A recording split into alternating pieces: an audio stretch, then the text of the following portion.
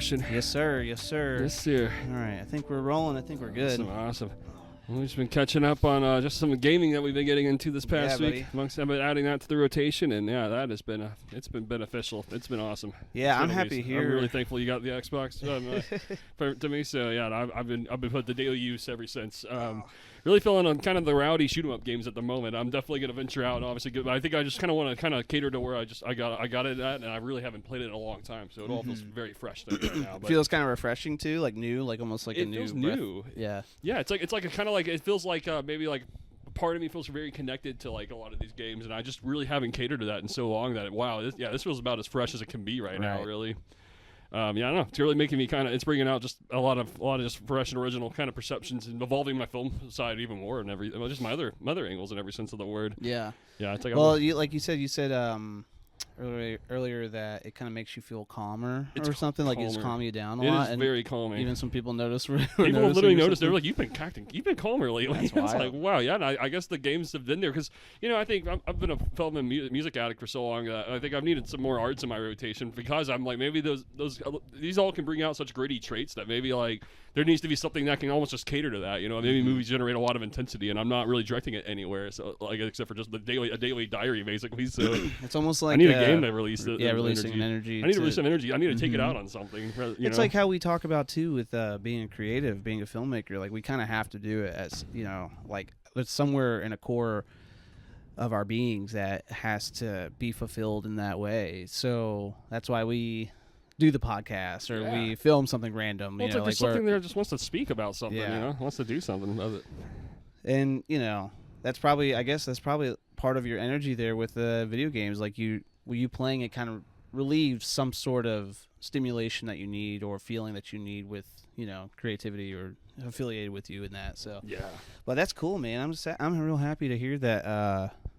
It's been a lot of fun. It's just like resonated really well, and I think I've just resonated a lot. I mean, maybe just I have not really been a big gamer at all since we've started our whole foundation of Strange Films, and we met in 2018. So this is all going to be a very new, I think, foundation, and it's made me reflect a lot. I'm like, well, this is maybe a very subtle, deep-seated reason I connect with a lot of the friends I have now. Maybe I really resonate with the gamer.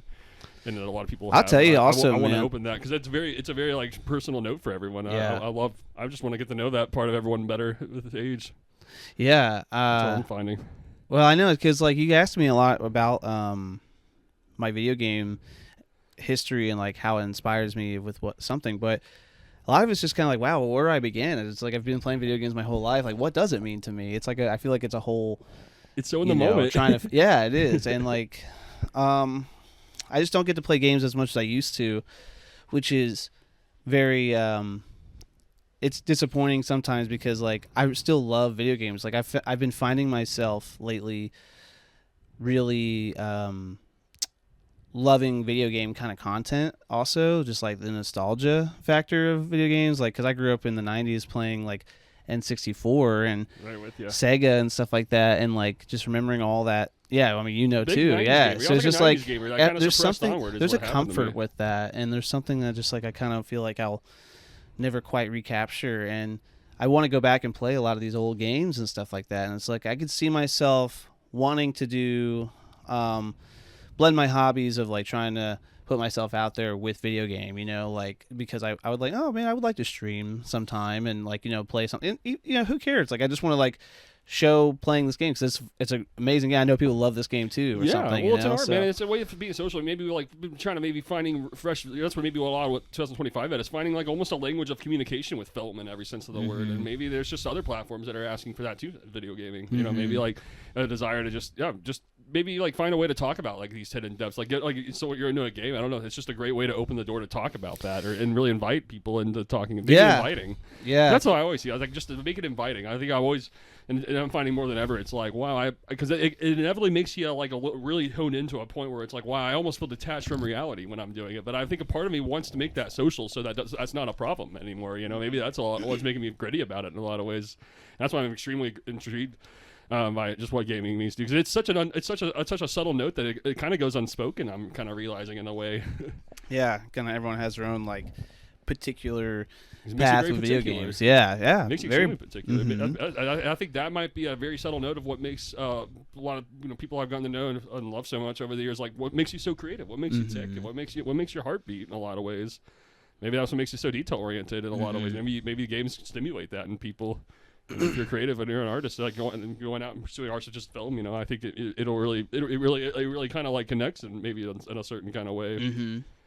Yeah, that's super cool, man. About making films, like, do you kind of relate it to like subconsciously to any gaming like perspective? Or, you know, it's just two in the moment. Like, yeah. Or like for me? Yeah. Oh, I don't know. I think it's I think now maybe things are different playing games because I have a different lens of life when I look at games.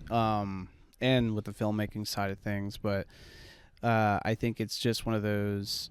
I don't really think about it either. I'm just kind of like, I want to play a game, so like I'm really locked into the details and everything about this game that I'm trying, and but that can't also say like it doesn't something about a video game like doesn't inspire me for something based off like what I see and feel now creatively. So it's like, you know, but I really try not to think about it. I really dive myself into whatever the game ticks, you know, how it ticks. Yeah, exactly. I mean, it's just the games have so much data to them. They kind of awaken so much, and I think it can just really kind of it can just warp your perspective on many things, and I think that's super cool that you've always had gaming in your heart in a lot of ways. Oh yeah, I don't know, man. Yeah, it's just I think it's just been such a big part of my life. I feel like at the end of the day, I am just a big nerd. You know, like I love just being a geek about everything when it comes to especially video games and like superheroes and, you know, comics and just like Blink-182. Like I was telling you earlier, I was like, I've been just jamming to Blink-182. You know, like I'm just like, I nerd out about like movies and everything about like pop culture and just like all that stuff. So it's like, of course, all that kind of blends together. Like, well, what would my original thing be? You know, and I have played just a lot of games and watched a lot of movies. So I think some part of me somewhere kind of pulls from something. But yeah, it's definitely. I think it's just like I like being a nerd in general, so I get excited about things and get inspired by things. It's a wonderful foundation. Yeah, and it's comforting. It's like it's a very safe place for me to be. You know? Yep. Yeah. It's a safe. Exactly. Yeah. There is a unique comfort about getting into a game and just really getting into the details of it. Yeah. You could say. Well, even just like doing like watching when you finally kind of sit down and watch a movie, or like, you know, if I got a day to myself, like to have a room like this where I'm just switching between watching a film, playing some games, and just relaxing and doing my thing. Like, I think that's a great safe place to be. That's an exciting place to be every once in a while. You know, I need to just like I want to just have that, because the hustle and bustle of every day is so much. Like we were talking about, like after this weekend, basically it's like, all right, back to the grind on everything. It's just like, you don't really want to get there though right now. Right. It's like, just like this is, I know I need to. It's like, I know I have to, and I want to, because it helps. Then part of you just want to kind of just play a game all day?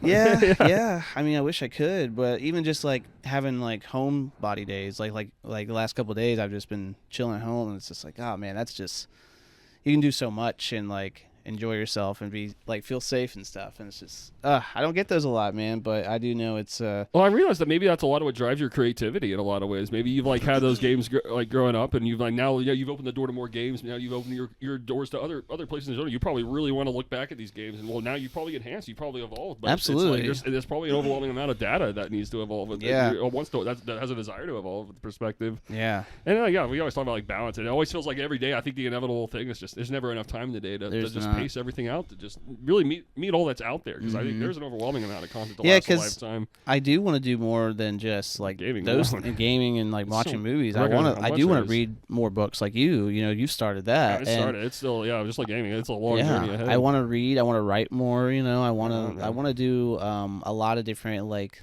little things for myself creatively that I would like to explore and read up on or do whatever. But Asking the Universe is the greatest step in getting there, brother. That's all I can say. So that'll happen this year. I know. It's like that's the thing. It's like, well, there's got to be something in this life that we can do, that I can do to get to a comfortable place. I don't have to worry about anything, and I can have more days like this, but still be productive and creatively how I want to work. Right, like exactly. And I don't know. Just like I that's my big dream. It's like I don't want to be like super famous or anything like that at all. I don't ever want to like be like even like stupid rich where it's just like I can't handle it. I want to be like comfortable with a good amount of money, doing what you love, doing all the what time. I love. That's what I'm right there with you. I found that in a very strange way, like the past few months for myself. How it's like I've done that transition of like, you know, like kind of I think the stage performance ambition just really kind of knocked into just wow. I think I really don't want to be famous. I'd really rather just be fulfilled and happy with getting to indulge my passions every day. That's really what I'm in it for. In some sort of way. Yeah, and just be you know, but I guess that's every artist's dream. You're right. That's every artist's dream. You're right. I mean, but I think like taking those steps by asking the universe of like what it takes to kind of get there on a daily basis, and just pace out a day to where work and your hobbies are inevitably will meet together. That's kind of the dream, I think, ultimately. And that's where it's got to be. I mean, realistically, but then you're just kind of like, well, fuck, what do I do? Yeah, exactly. I mean, all I can say is analyze the arts all day and night. You know, that's all I can see it right now. Like the last almost 10 years, I've just been throwing shit on the wall and seeing what sticks. Right. But with you. I mean, with Strange Films definitely has been my journey that's closest to anything that I feel like has been where I want to be, you know, in that dream. But well, it's the people you met along the way, the things that have happened along the way. There's a lot that's happened. There has been a lot that's happened, you know, and a lot of it's evolved to interesting. It's kind of like phenomenal places. Yeah, it kind of and makes me feel like, man, what? That's in disbelief a lot, you know, really, and it's not. So I don't know. It's like I really don't know where it goes next, and if I'll ever achieve kind of what we envision, you know, like that we would like to. But it's just one of those things where it's like, well, I can't. I have some sort of weird intuition I have to just follow, or just like journey I have to follow, and it's so who knows, whatever. Everyone's on their own pace, and that's the thing. The artist life is, dude, and I think I understand more and more the ones who are slow paced about it, honestly, because it's like I think it just makes so much sense. Because I think reality, when you're out to pursue something, and I think now I see ambition as just I think you need a lot of data to take it and to find your own language about going about such an ambition before fully pursuing that ambition. You could say I think it's best to keep it a dream until it's like really like fleshed out. Maybe all the data that you want to explore in the gaming, all the data you want to explore in the movies, watching, whatever art it is that you're wanting to pursue. Like I think there's just a certain data that a creator needs to consume and flesh out and really find your identity within. Because I think I think at the heart of it, it's an identity search, and I think it's really an endless one in a sense. And I think a lot of it is intended to kind of see what glues is, you know, throw things out every day and see what glues on the wall, and, you know. Yeah, for sure. Yeah, it's I do the more like we've always talked about with kind of like the slow, like a lot of directors, it'd be 15, 20 years sometimes before, you know, they even get their first break. It's like the more we have talked about that, I'm like, yeah, you know what am I expecting in 10 years? I feel like, or even 5 years, you know, like people, I think you have to be like successful overnight, and it's just like, there's a lot of people who've done that, but it's not as common as you think. But the ones I look up to the most took years and years, like decades to get in there. So, I mean, I believe in it much more like that kind of foundation. And that's cool. That's very like, you know, that is a great way to look at things. You know? I mean, a lot of it's just like kind of by living out your life, you know, on a daily basis, just doing what you love and being fulfilled with what you're doing, just what your hobbies are, with being able to get into the games, get into the movies, whatever art it is, you know, just to be able to get into it and be fulfilled doing it is everything. I think communication is a big part of like to get to somewhere. It's like, well, you got to talk to people about it. You got to talk about it. Yeah, talk about it, and people who want to listen and engage in that conversation, that's where you want to be, because then that kind of starts stimulating a lot more, you know, I don't know. Yeah, and I think I realize that's a lot of what draws me of an audience, I guess. The social side. Yeah, it does provoke the hangout spirit of it in a lot of ways, I think, because I think that it's like that. It's a bunch of data gaming. I see all the arts as just having a bunch of data, and you know, I think a lot of it has different intentions and reasoning. And I think with like movies, maybe I've turned to a lot of it. Like okay, like honestly, like how would I hold myself in a social scenario? Maybe like that kind of taught me a lot of ropes in a lot of ways. And I think with gaming now, I'm kind of looking for like maybe a world to really expand. Like maybe that built up language and voice I built up over like 15 years or so years. Yeah. And it's like I need a whole new world of data to consume and kind of take in. It's a lot. It's a lot of data. Yeah, it's a lot of data. Games are just it's just data, bro. Yeah. Well, endless consumption of data. What holds up best over time for you? You know. Yeah. Yeah, that's cool, dude. Well, I see. I was just looking at you put on One Battle After Another over here on the table, and man, irresistible. That's definitely my biggest discussion for this episode. I'm excited because I've finally got to watch it, and so man, it's just that's another movie that I feel like a lot to unpack. It's a perfect note. It's extreme. Very cool. Very perfect note for me as far as the last like big movie of the year for 2025. Big time, my favorite of the year. Thoroughly enjoyed it. I have to really analyze all the movies I watched last year. There are a lot. And determine kind of what my favorite one was. It's either that or Sinners though as my favorite of the year. Because I really like Sinners. I think in a way I liked it. I like it as my favorite, but One Battle After Another was definitely a lot of fun though. So yeah, I'd put Chiwetel Voodoo as my second other favorite. It's really I'm serious.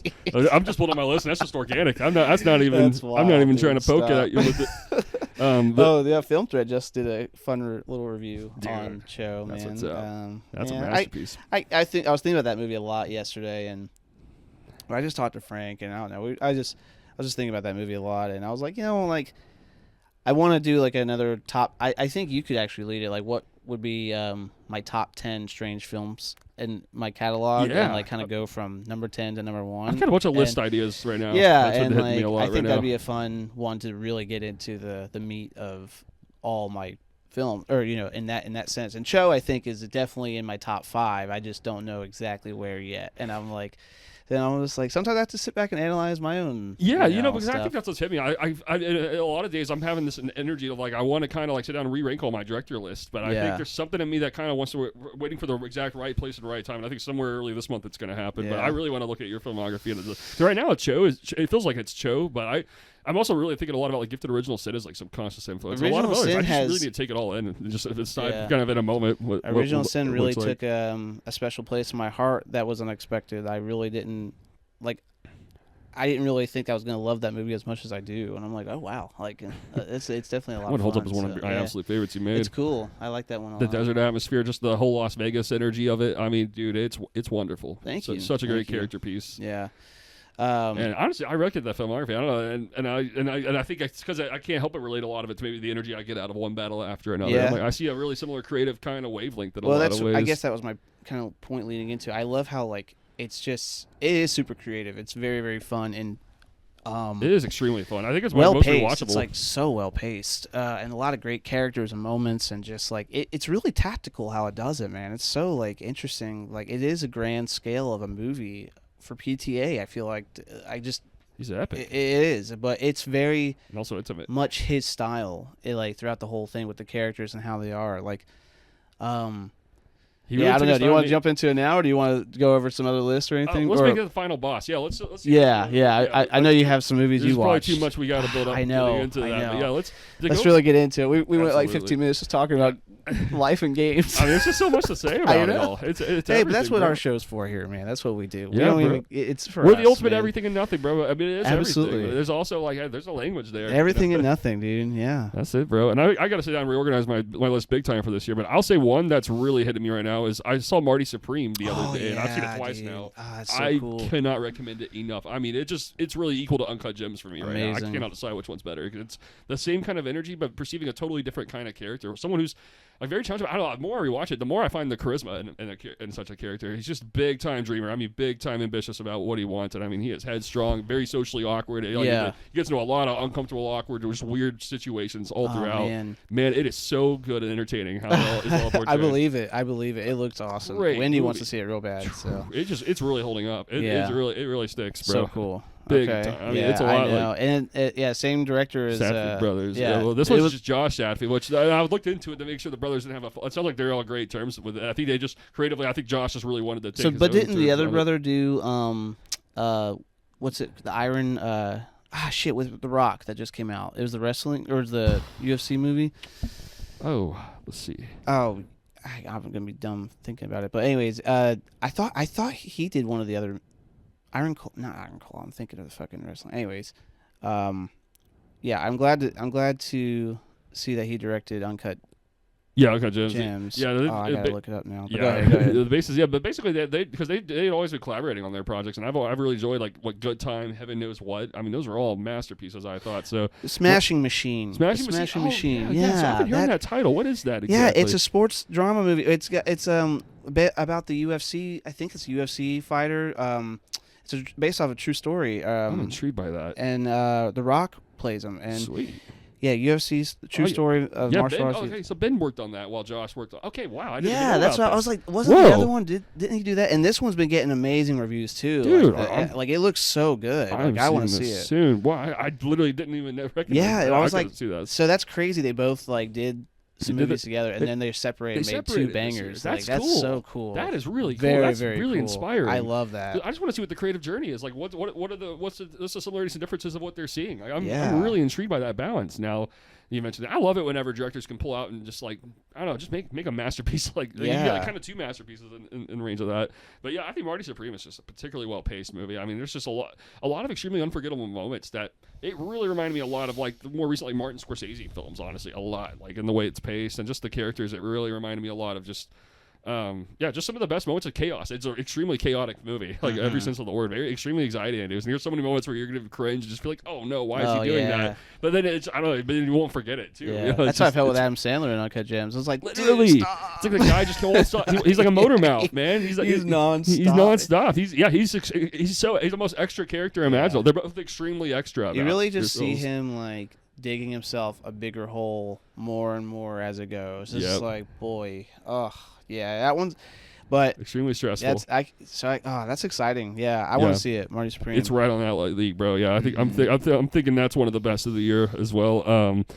And then Sinners. Yeah, we talked about that. That was fantastic. I can't stop thinking about Sinners as well. Did you rewatch that recently? Not too recently. Oh, I just think about it more from like seeing it earlier this year. I think that one really holds up. But I think that's somehow it feels like a big time spring summer aesthetic like right now. Yeah. Kind of I think I saw it in May. So I think same here.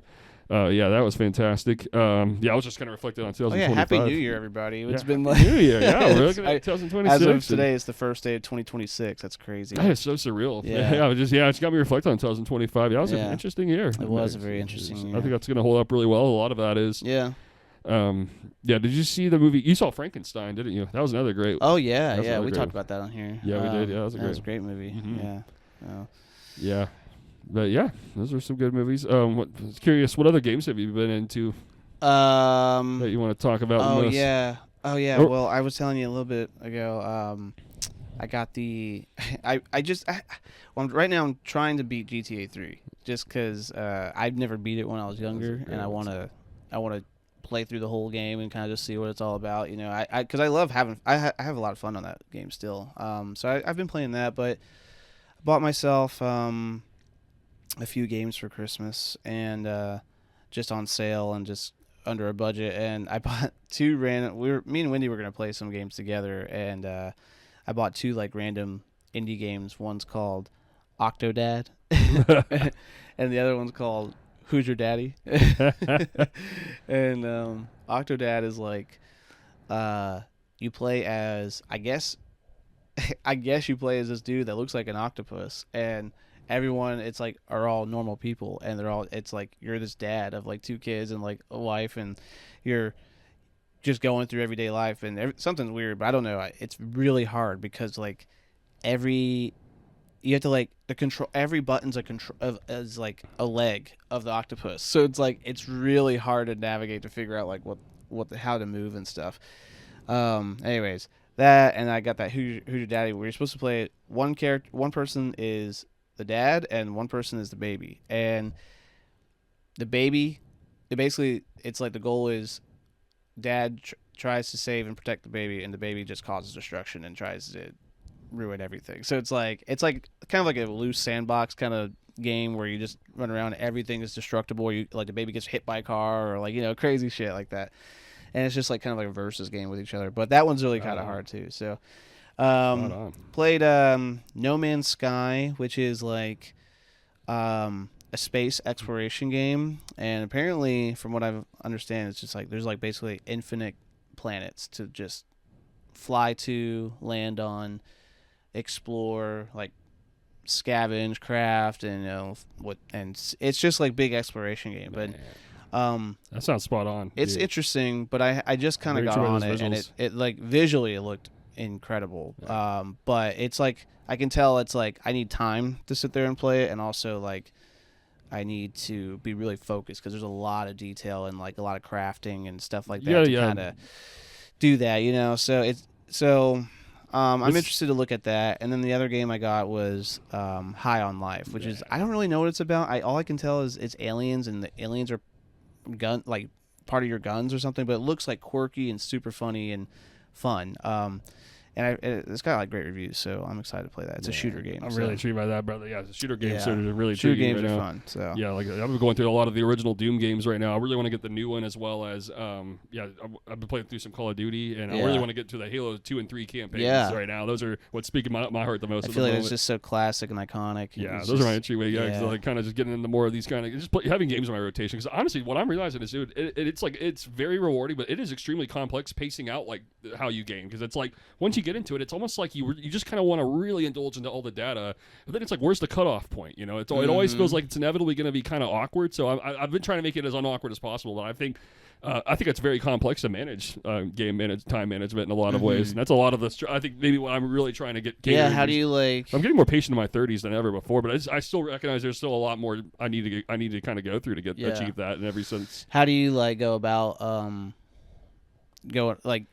what's your sessions looking like, I guess, and how do you go about get I actually discipline myself. Like once I'm into it, I say I have to get to a point where it feels kind of satisfying getting into back into the film watching, because I think if I go too early, I actually feel guilty for not suppressing my game shade a little bit more right now is what I'm going through. So I usually just it usually will take about an hour or two, but I feel like I'm also thinking that, okay, as I get into more complex challenging games, that will need to expand even further, because it's always going to feel like it almost stinks getting through the day feeling like you're halfway through a level, and I think I'm going through that feeling of like, dude, that's a rotten feeling. You got to commit to the level, or something like that. It's like you want to get to. I understand that, like usually, unless it's a game you can truly just kind of pick up and just put up and down. Sometimes when you're like playing, it's like you kind of have to. You can't just like stop halfway in between or right after something has been like unlocked or like kind of where you're.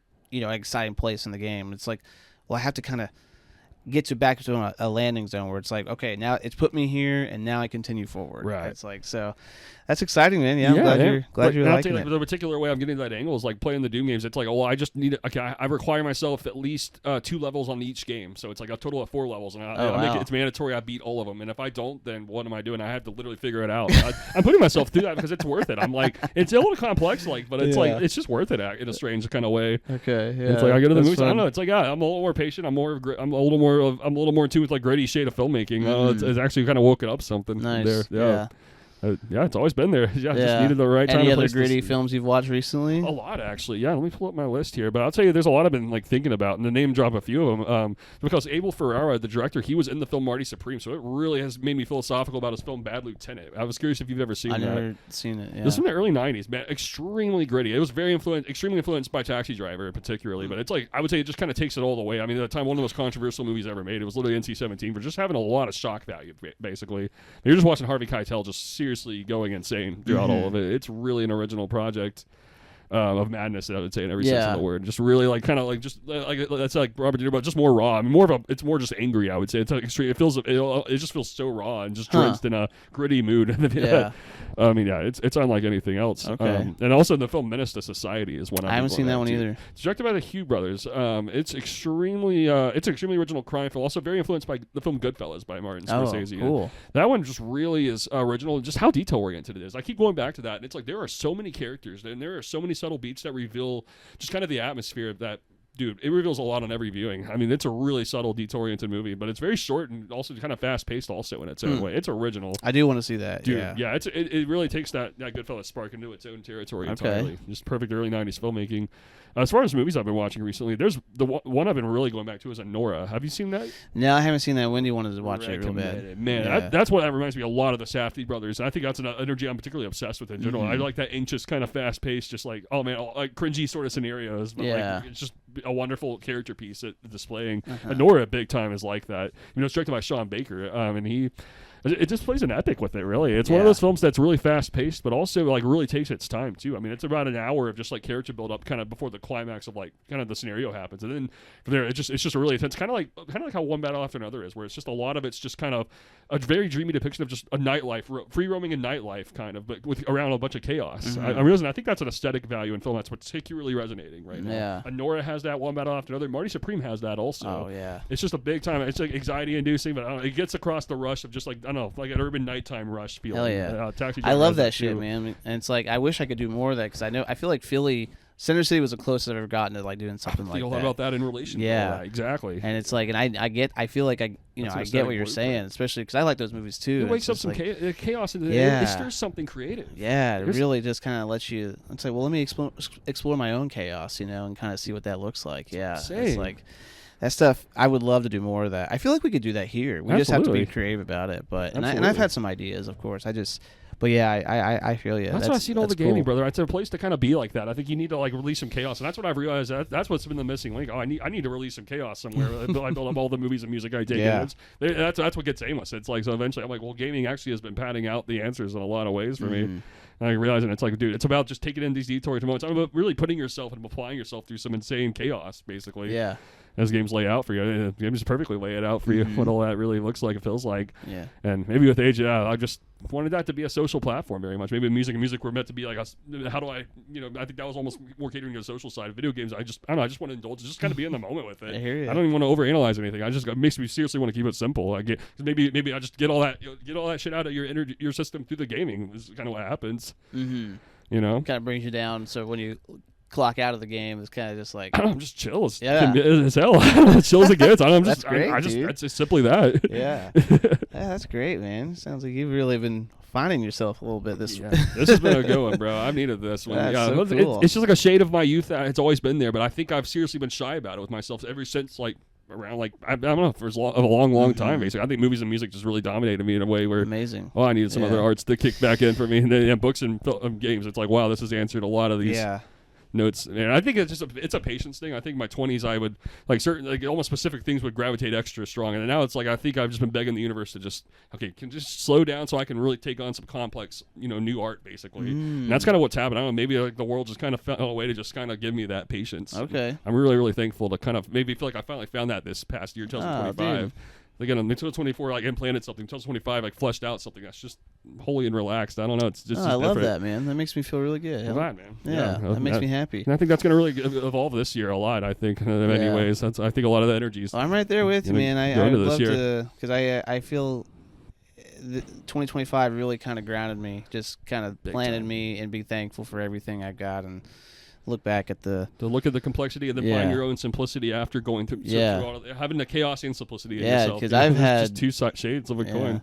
This whole last year was still a fight, compared to the year before that too. And it's just like, wow, it's been a journey, man. But yeah, I feel kind of relaxed going into 2026, right now. Just kind of simple. It's just like, hey, man, just take it day by day, keep it fun, keep it simple, and do what you gotta do, and that's it. So.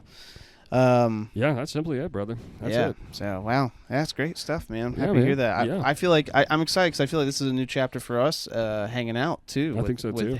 Video games and stuff like that. So incorporating that in our mix, I think that's great. It's opened a lot. I think it's going to open a lot of doors and a lot of potential with everything in our circle. I think for moving forward. That's been established. This is big time. A big time segue. Yeah, right on, dude. So that's been cool, man. And to give you some more movies I've been getting into lately. I was trying to log in my letterbox, but it logged me out for some reason. I can't remember my username and password right now. I had to look it up. I was going to mention the Star Wars movies have been kind of hitting. Oh yeah. I was trying to rewatch the trilogy.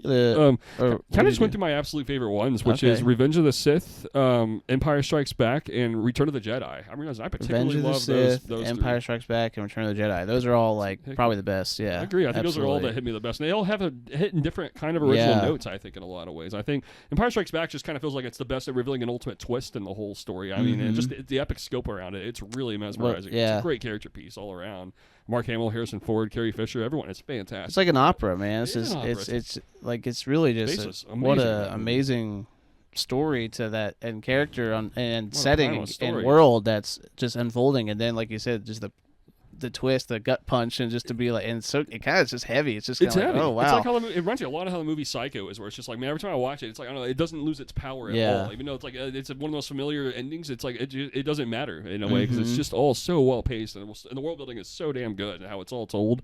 I mean, just the whole story, the arc that the characters go through, all the stories really hold up. Yeah, and I think Return of the Jedi, I love it more than ever these days. I realize it's like, you know what, I just don't, I don't really have I just don't have any problems with that movie at all. I think it's absolutely perfect. Much like how Dark Knight Rises hits me. I think it hits me on that note of I love all the characters. I love seeing the finale.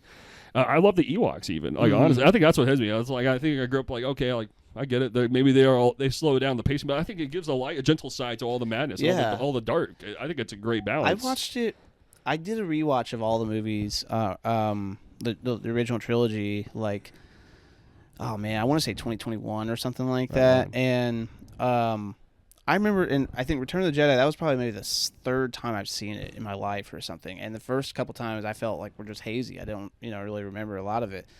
But I thought it was a really good movie. I thought it was a lot of fun. And I didn't mind the Ewoks either. I remember feeling like it was a very, like, kind of like a light side. I don't know, it's like kind of fun. It just balanced out the whole movie. Because like you have all the darkness, you kind of need the light there as well. Yeah. I think there's a full spectrum there that's being conveyed. I particularly appreciate it with. I want to rewatch all of them. I've seen the the new prequel trilogy more than the original. I've never really had an urge with those. I think it's like the originality of the original trilogy and the prequel stand out to me as way more original and foundation. I'm starting to give a lot more credit to those prequels. Like I think I really love Phantom Menace about as much as Phantom Menace is fun. Hope these days. It's really cool.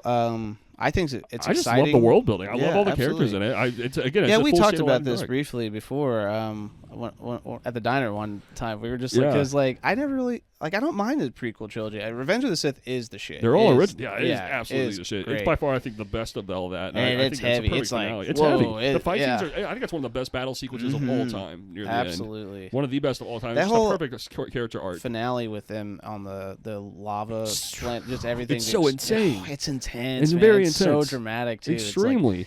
It's so mesmerizing how it's all paced. It's just sad. It's dark. Too. It's really dark. It's gloomy. Yeah, and you can just feel Ewan McGregor, like Obi-Wan, just feeling just like hopeless. He's like, and so like broken that to see Anakin be like that, and like, oh, it's heartbreaking. Anyway, that's a movie that really got with me into Ewan McGregor. I recognize how much I really enjoy that actor. He's a great actor, man. I love that actor. Me too. Yeah. After that movie, I was immediately like, anything I see him in, I'm excited about. Seriously, yeah, that kind of kicked off my obsession with the movie Trainspotting. I've recently rewatched that a few times. I've only seen it once. I need to watch it. It was like kind of around the time I watched Requiem for a Dream. Extremely weird movie. I love both of those movies. I think Trainspotting's like the more rewatchable one because it's kind of more of a dark comedy. Requiem for a Dream's one like it's so much like as we discussed. It's so much to take that it's one you can only I can only go back to like once in a while. I haven't seen it since, so I need to. It's due for a revisit, but I'm just like, ooh. Yeah, it's a heavy one. Trainspotting is very much like a warped kind of dark comedy perception on madness. It's very influenced by that kind of Clockwork Orange outlook where everything's just distorted, warped off, kind of in every sense of the word. But the world building is phenomenal. I love the character beats very much, and the psychopathy explored in that movie. That's a raw depiction of psychopathy. Yeah, like many different shades of it in a lot of ways. Right. That's some of my favorite psychos of all time. Let's see. Now just name drop some more movies I've been kind of going through. We talked about Eyes Wide Shut. Yeah, we saw that recently. I love this part where he's like, "Sensei, thank you." Sensei, thank you. Gets in the car. Oh, and Twin Peaks: The Return. I also went through all of that throughout this past month, and I think that kind of perfectly represented a lot of my Christmas spirit. I saved that one for special moments, but I think that's almost just technically my favorite project of all time. It's an amazing piece. Was that after the Twin Peaks? That was like after the show. Like, was like 25 years later. Yeah, it's almost like the ultimate anti-nostalgic piece. Like you could say it kind of revives a feeling of like remembering elements of the past, but it's like the feeling is David Lynch is very uniquely dry about looking at it. It's like I don't miss it, but I see creative elements in it. I see artistic elements in that that hold up. But it's almost like just having a dry outlook on the past in every sense of the word is kind of what it conveys, and it's almost like it kind of kind of beautifully represents where that's maybe a beneficial shade for a person to have. Where it's like, yeah, like I don't know, it's almost like wear your heart on your sleeve, but just let it fuel you to make it. He's just kind of pushing people to be the best artist they can be. It's a really optimistic project, and just one where Lynch uniquely put his heart into it and soul into it. He wanted to make it his whole life, and really, yeah, the way he made it, it's such a spectacle, brother. Yeah, it's like big time, kind of just an optimistic piece about having just wonder about just the weirdest, strangest things that reality has to offer. And there's over 200 characters. It's set all over the world. I mean, it's epic. What's it called again? Twin Peaks: The Return.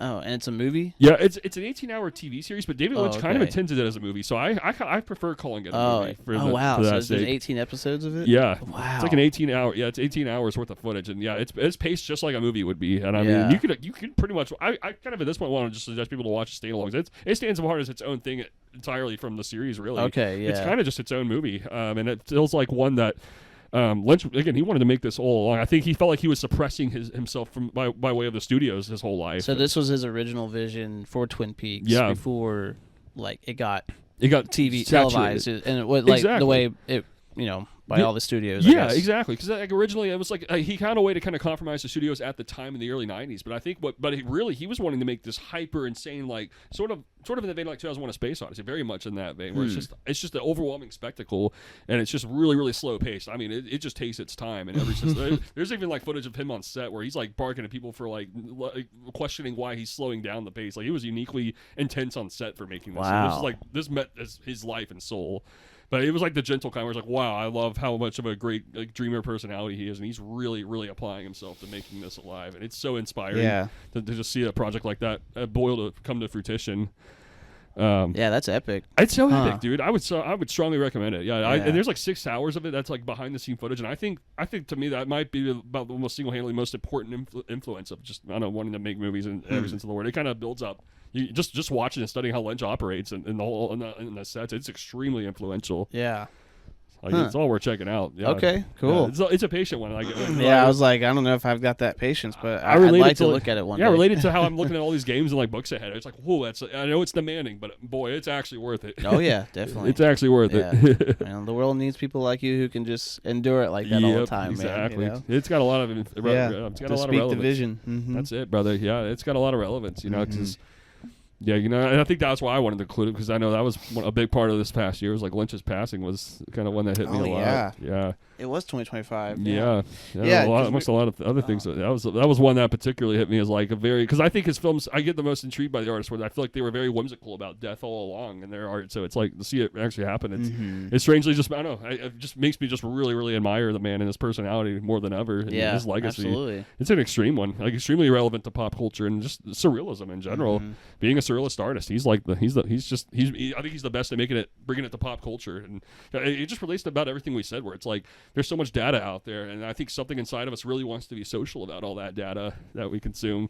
It really wants to be able to talk about it. Really wants to be able to flesh out our personality traits over it. And he's got such a.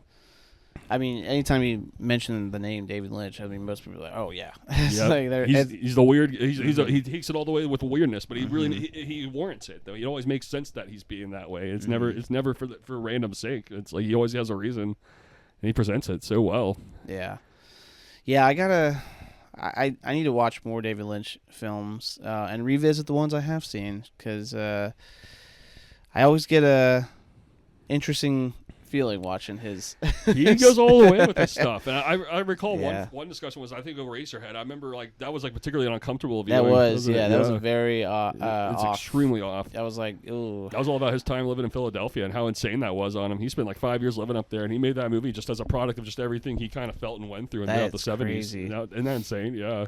It's an original mood piece. Yeah, it's atmospheric as it gets. I mean, very disturbing. Yeah. Very, very off. I watched it like midnight too. I was just like, oh man, what?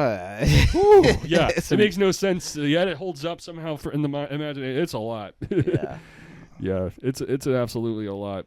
And Blue Velvet, did you see that one recently? I've seen that one in when I was in college, and I had a film studies class, and it was one of the movies, it was one of the movies that we watched. I don't know if it was like.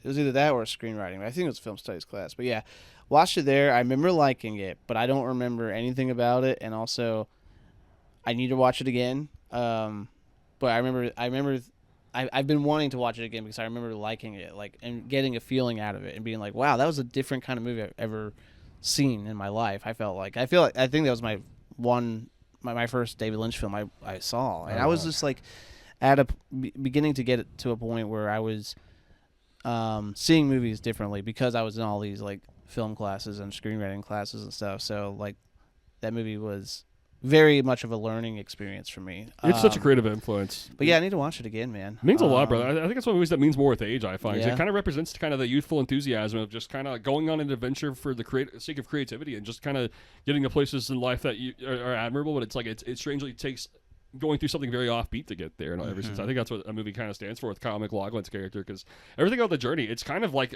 a very offbeat journey. And I think that it's an ultimate journey of voyeurism, which I think in most lenses would seem very unsettling and creepy. But I think the way Lynch presents it, it kind of just makes sense for a person's growth to go through such a scenario. I mean, just spying on neighbors and just really witnessing some horrible things and unsettling moments. Yeah. But it kind of strangely warps him in a way that, well, he kind of ends up going on a journey that gets him the better place. Like, it kind of gets Laura Dern's attention. He kind of gets all these characters kind of gravitating to him more as he goes through. Like, it wouldn't happen otherwise, you know?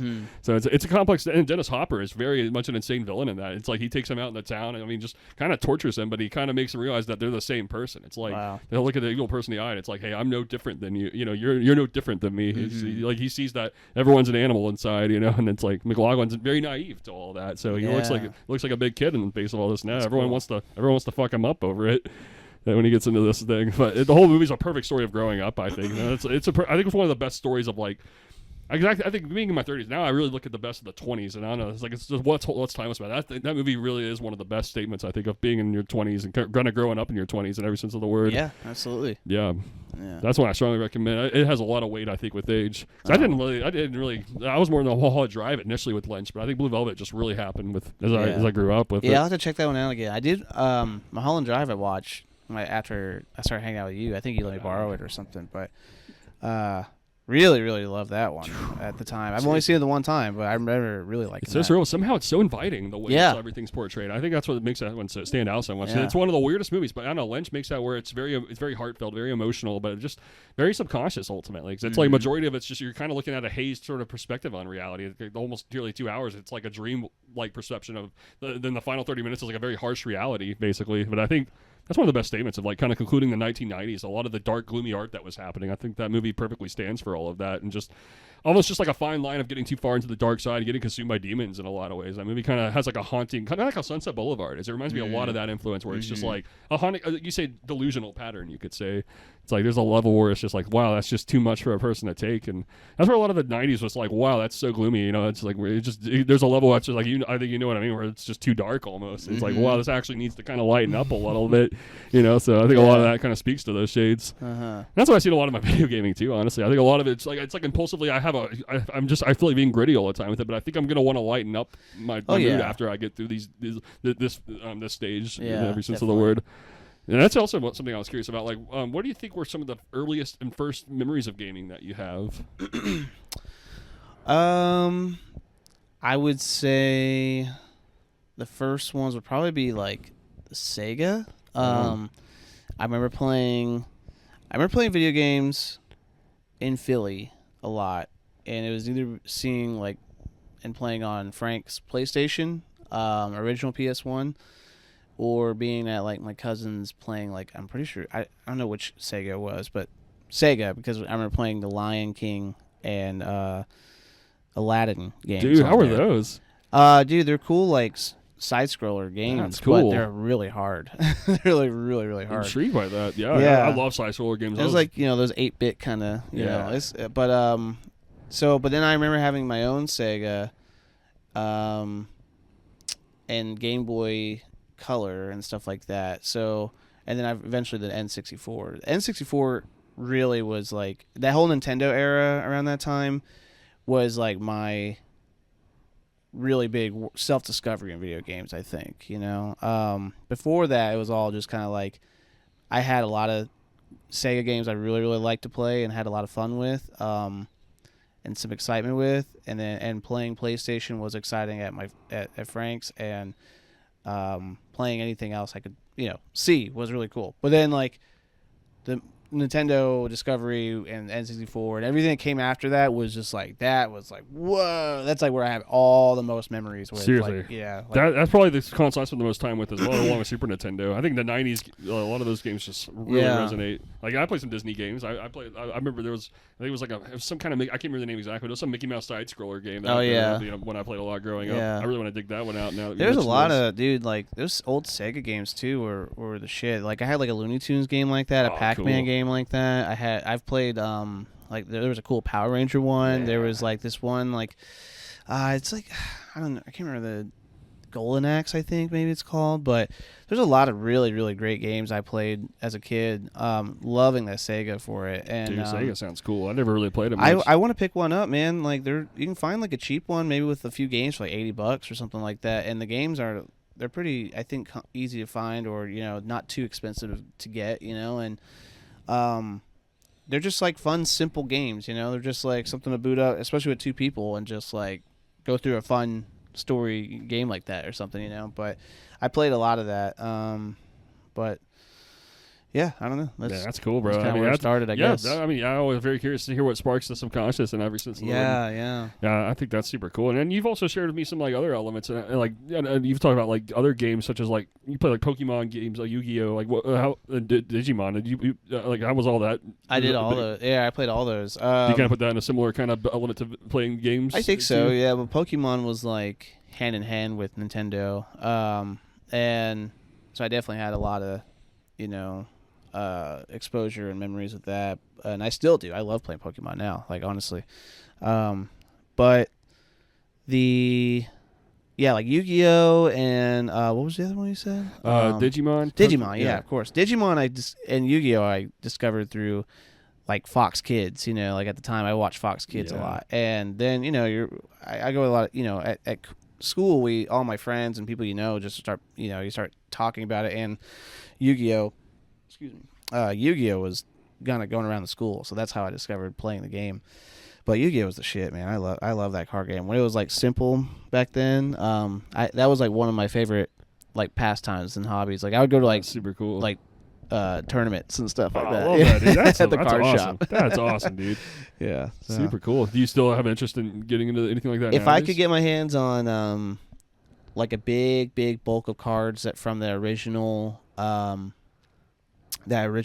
run, like the first start of it, the first few years of it, I would build myself and I'd build up like 2 to 3 decks that I could make out of it, because like it was simple and I really, really love the strategy in it. It's like it's really complex when you start like getting into it, but there's a simple like introductory way to go about it and grasp it on very easily. And once you grasp it and study it and learn it, then you just know how to really build a deck of just chaos, dude. Yeah. It's like insane. Like have a move for every card, a purpose for every card. It's strategically placed. So I love that shit. And if I could find cards to make those kind of decks and someone who'd be willing to play with me a lot and have challenging duels with each other, I would do that as an extra thing. That'll be something to take in throughout my 30s, honestly. I'm interested. Because I've always been interested growing up, but I think it's, again, a lot of that was, along with a lot of games, I think it's almost like intimidating data that I feel like I need to be antisocial for a while to actually get good at it. Mm-hmm. That's what I feel like in a lot of ways. I need to find my rhythm, but I really want to get into a game like that so I could be challenged and get chaotic. Yeah, it's cool. That's a fun the level game. I want to be on. Maybe that's like the suppression. Maybe it's like you just want to get chaotic about the game, but everyone's got a hyper-specific DNA about it. So yeah. I want to meet that with you very much. I want to meet everybody in their gaming very much in time.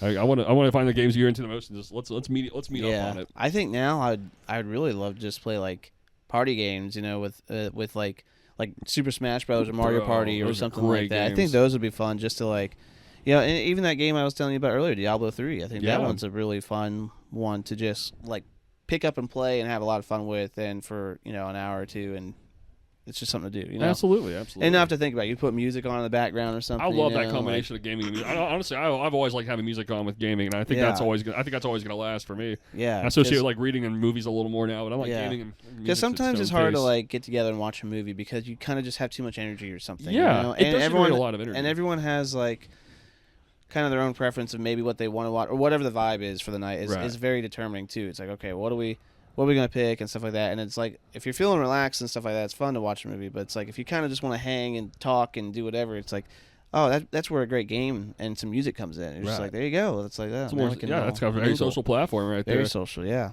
Yeah, that's when I realized maybe I get in those elements, and it's like, wow, I think there's so many things that need to be expanded from here in a lot of ways. And I think that means in a social sense. I really want to expand. I want to meet people in the gaming side more than ever. Yeah. I've always wanted to, really. I think it's just the right note. I needed to kind of segue into it, to the rhythm in a lot of ways. So I think it was like a lot of it would happen from like maybe like I would get into a lot of the 90s gaming on my own, and then I think I would get like a lot of some stuff variation. I just think it was just tough to balance everything. I couldn't figure out how to balance that shit like when I was growing up, basically. And I think I lost a lot of my momentum with gaming because of that. So now it's like I'm big time trying to reel that back in and let that be an equal influence to everything I'm into right now. Yeah. That's important, bro. I don't know. It just gets me in a mood that's actually real. I'm realizing the relevance of it, big time. Yeah. I'm more sensitive to it. Sounds like you're very much transcending with all it's this, transcendental, man. bro. Yeah. It is actually. Yeah, there's a transcendental. Yeah, I feel like element. I'm seeing a different shade of you right There's now. a transcendental element about it, bro. Yeah, it's just like there's something there that needed to be unlocked, like quite literally with it. You know, it's really like cool. I'm excited to see where this goes. Yeah, man. bro. Because honestly, I think my brain just. I think what happened was I think with the gaming element, I think I sold my soul and my heart to like the Rock Band Guitar Hero games too much over the years, and I think honestly, maybe life was telling me in a very epic, slow-paced way to really segue into venture out. Look at the world. Look at the world. Look at the world. It's like look at all these other games. Yeah, I'm realizing how much that it's like they have the talent for it. I don't know. It's like wow. This is not inviting. I think I really realize it's an antisocial dead end also in a way. I'm just too sensitive to that note. And other games are just like, dude, this is bringing life to me. I think I just want to stir chaos too much is what happens. Those games, like, I can't. Those games just aren't stirring any chaos anymore. It's like, all right, I'm great at the drumming. I'm great at the guitar. What else is there? Okay, I don't know. That makes sense. I just want other shit to do at the moment. Yeah, it's kind of freeing actually realizing this. That's cool, dude. Yeah. Hey, man, I'm excited for you. Yeah. There's a lot to explore. There's a lot to see, a lot to do. It's like man. A lot of open. Yeah, the world's unraveled a lot actually and from this the realization. cool thing about gaming is like you find your own path of what interests you and what excites you, and games that surprise you too. It's like I think like you said, kind of have like a gritty, chaos mode right now, but like there's you might want something lighter after this, and you'll line up. Yeah. You'll have like a game that's very light and kind of breezy and fun, and like, I do feel almost like it's too intense, but I think I also need to flesh this shade out. Yeah, too, it's like 'cause this is kind of important. This is the truest of where my heart's at. But yeah, it's going to lighten up from here. Yeah, and then you find games where you just like want to lose yourself in and create like a whole character that embarks on a journey that is almost endless. And it's just like, well, how far do I get in this, and where can I go? And you just discover a whole like plethora of just like a universe. And you're just like, damn, this is.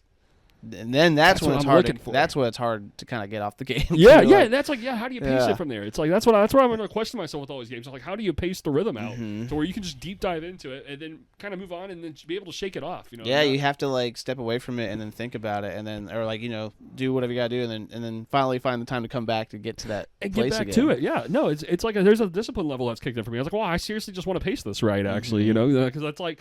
I think if I give myself a few hours of gaming, like I seriously, the way I look at the movies, I know there is a gritty element about it. I think that's just maybe it's always been there, but I feel like I'm understanding the roots of it better than ever in a lot of ways. I think the sensitivity to like maybe just like insanity and chaos in movies. It's like, well, there's something there that just there's nothing like that. There's nothing's better to me than that spark in a lot of ways.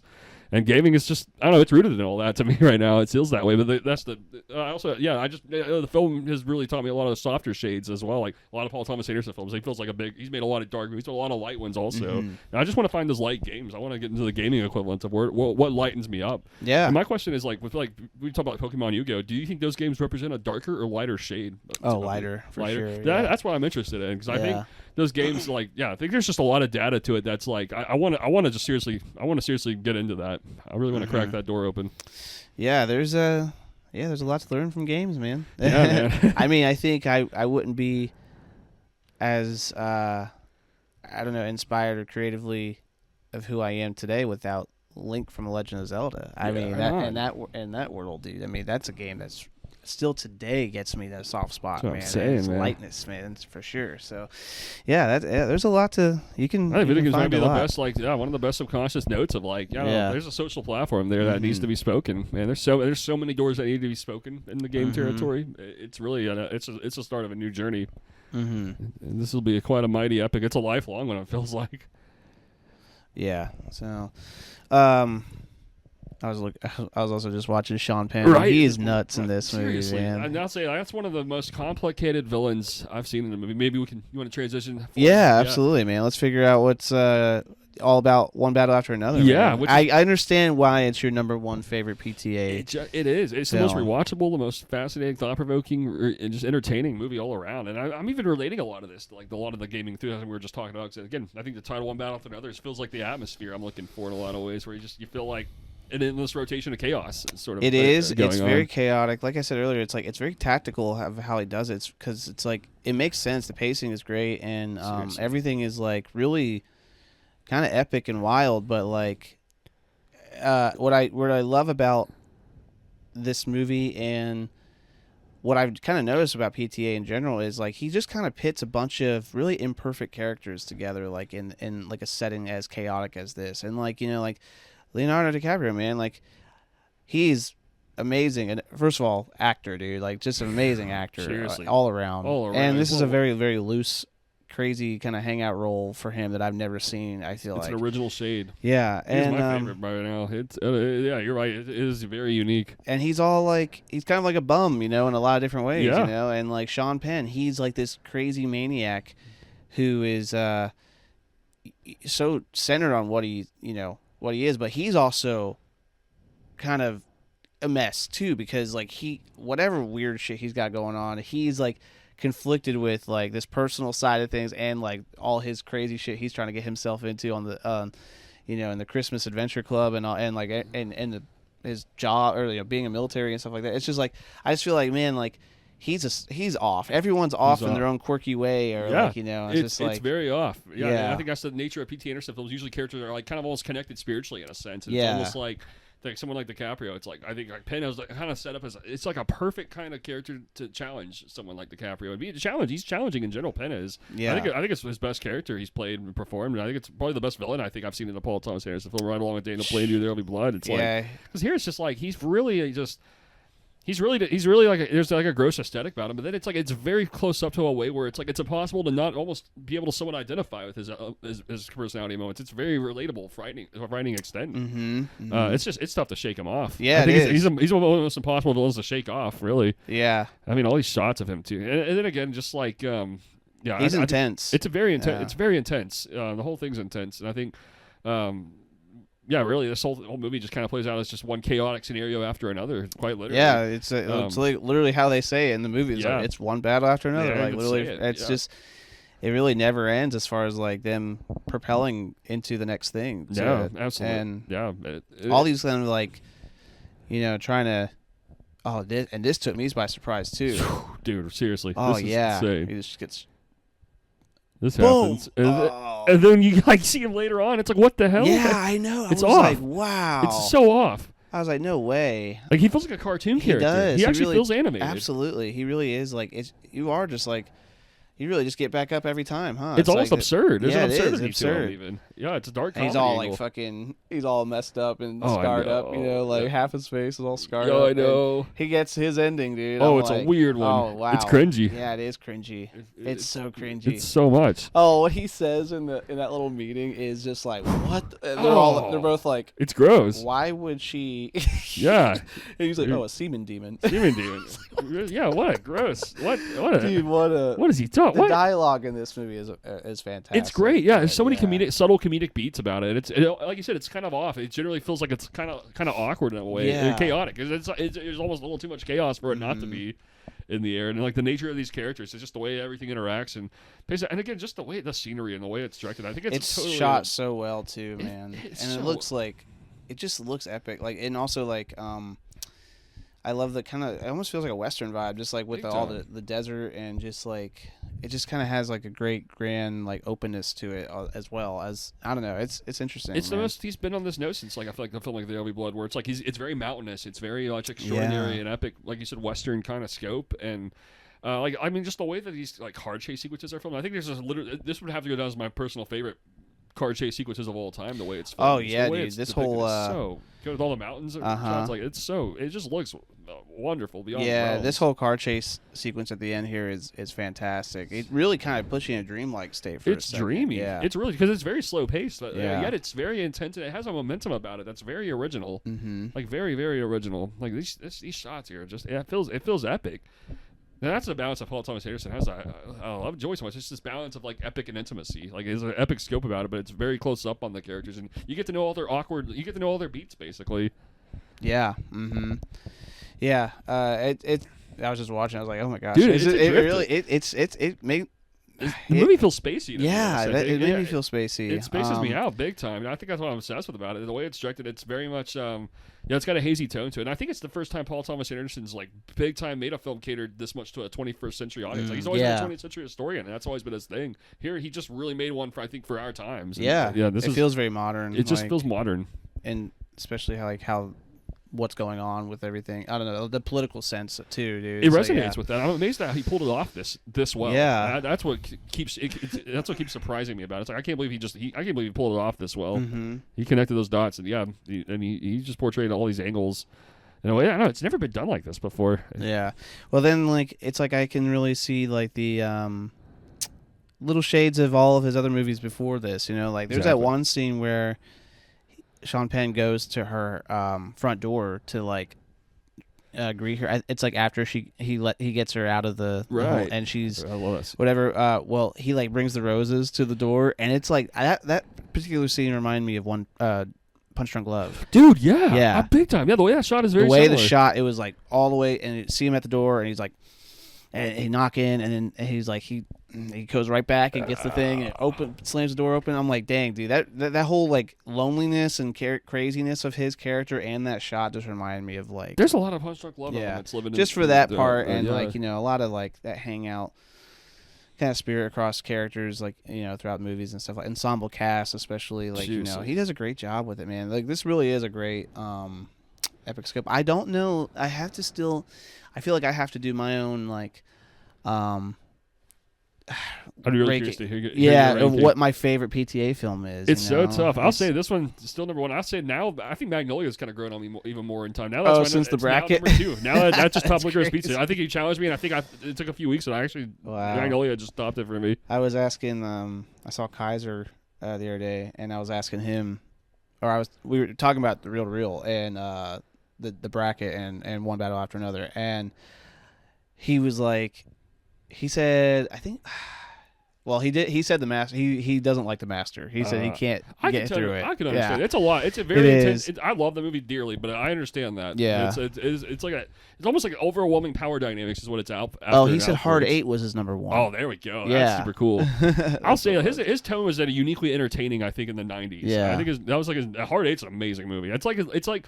Kind of before he got really epic in scope. It's more of a very intimate kind of casino kind of thriller movie, practically. But that's a great cast also. John C. Reilly's amazing. Philip Baker Hall, Gwyneth Paltrow.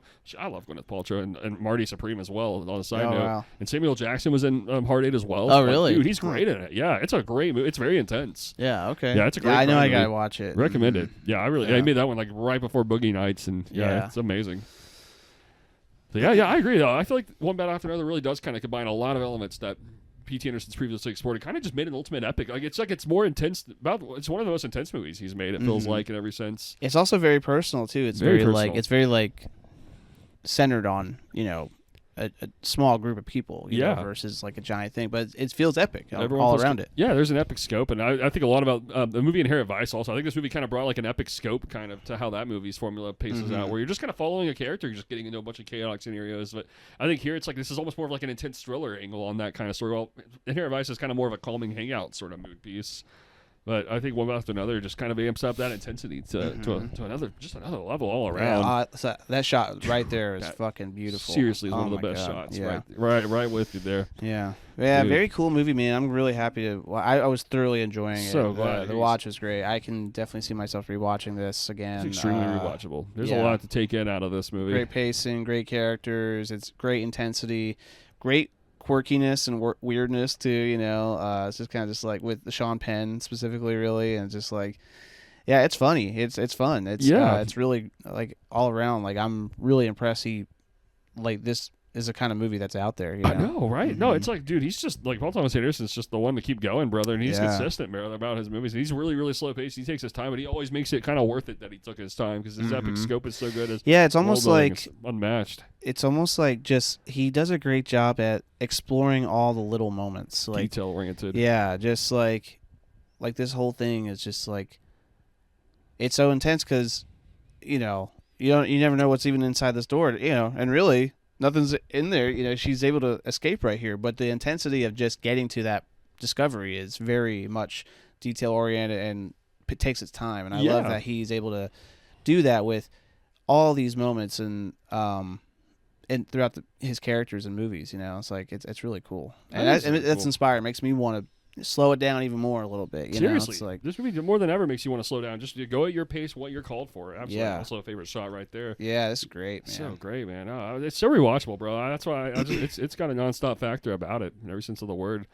And it's such a drift. It starts drifting right here, man. Get locked in the way this movie's paced out, the world building, and this soundtrack too is also. That is a great soundtrack that really contributes to that dreamy atmosphere. Yeah, very cool, man. I'm very happy to watch it. Hell yeah! So glad you saw it, bro. Yeah, it's nice. I'm glad. Maybe I just love how he's got more original with like his films. It's like he's always been like a master one, but I think more and more he's just kind of making movies that are very unique to him. I think with age, I think is what I think like Licorice Pizza and this especially. He's just like, wow, those are so distinctively Paul Thomas Anderson. Yet they're so different than anything else he's made too. So it's just hyper how much energy there is about. It's amazing in this decade.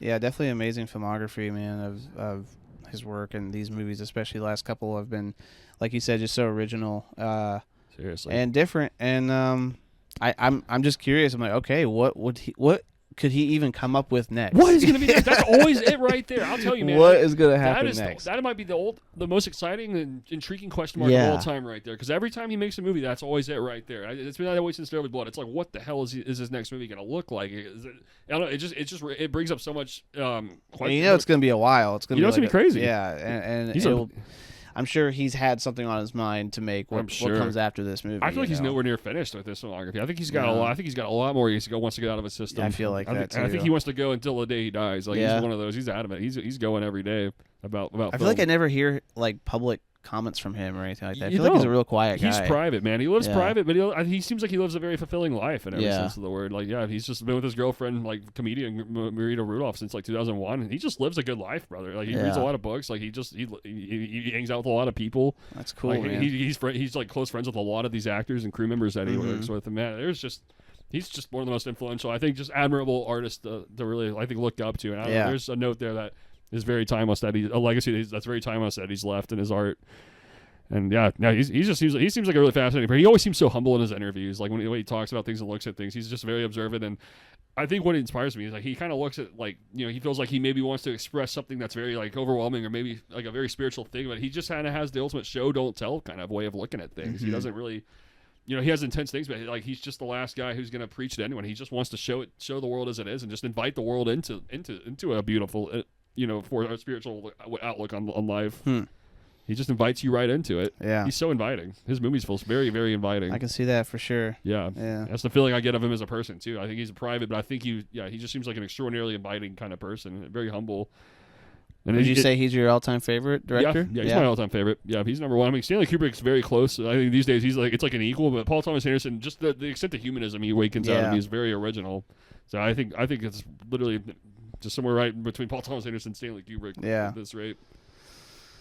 It's a very similar foundation to me, strangely enough. It's like Paul Thomas Anderson, big time, he just made it more hangout for me. I think that's what maybe makes it my favorite.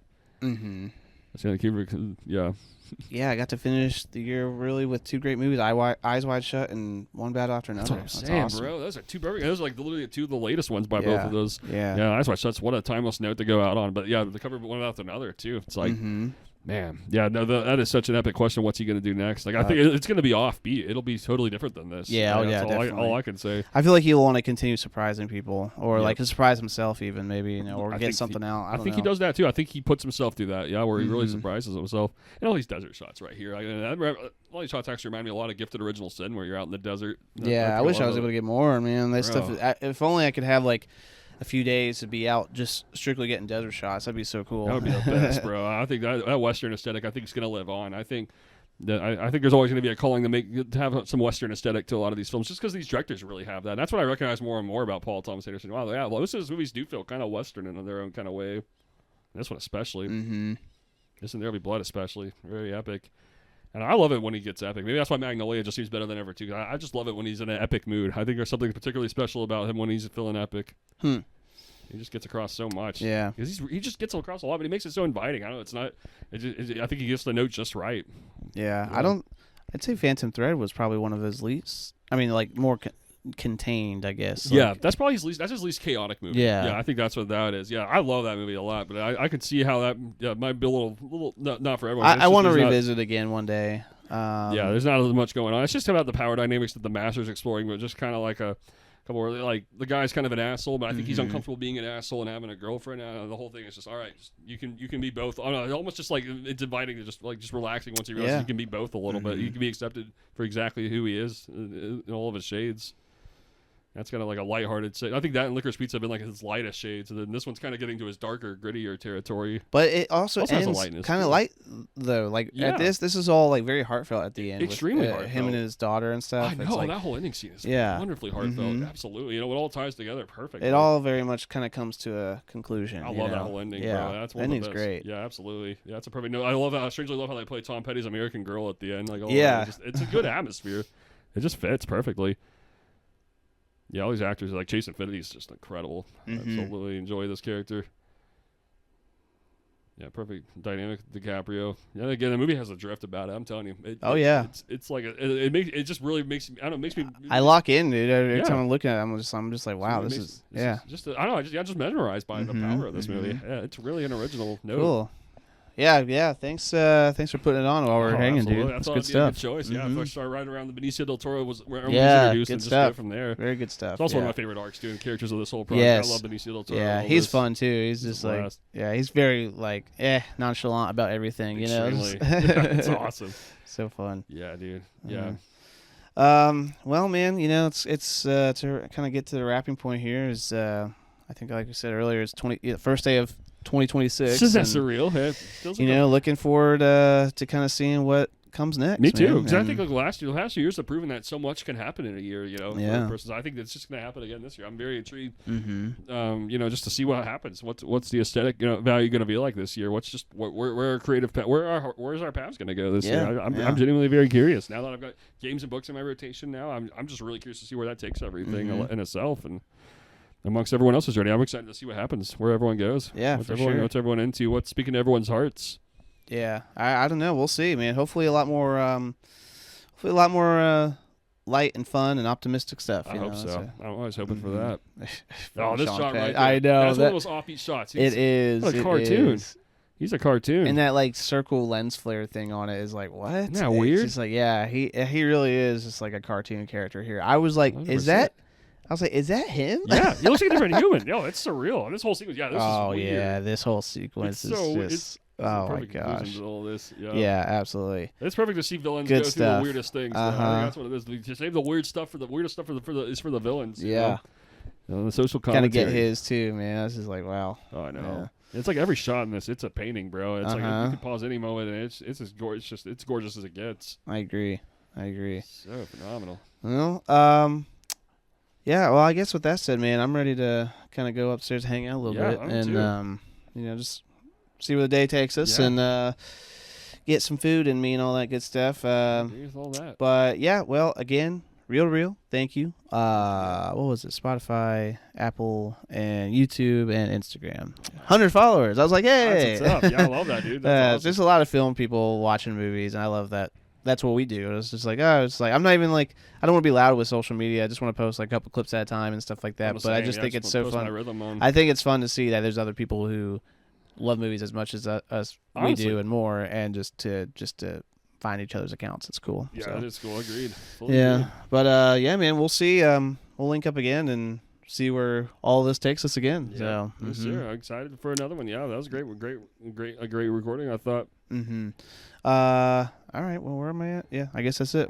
An hour and 17. Yeah, I like that time frame. Yeah, time range. Yeah, I do too. All right. Well, with that said, Happy New Year, everybody. Happy New Year. And we'll check you next time. Until next time. Oh yeah.